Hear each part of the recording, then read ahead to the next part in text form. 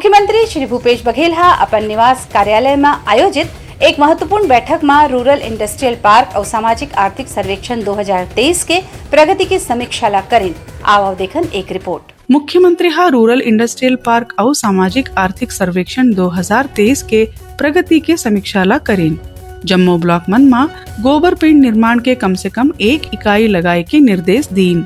बरसात में गौठान में छायादार और फलदार वृक्ष लगाए बर बोलिन।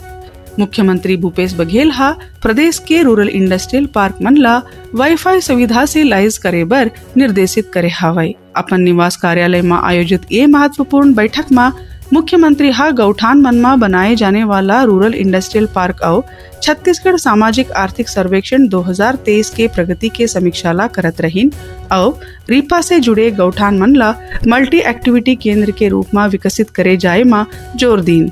ये बैठक में मुख्यमंत्री के सलाहकार, सचिव, विभागीय उप सचिव, विभागीय संचालक, रीपा के नोडल अधिकारी जैसे जिम्मेदार मन शामिल रहीन। ब्यूरो रिपोर्ट, उत्लंघा न्यूज।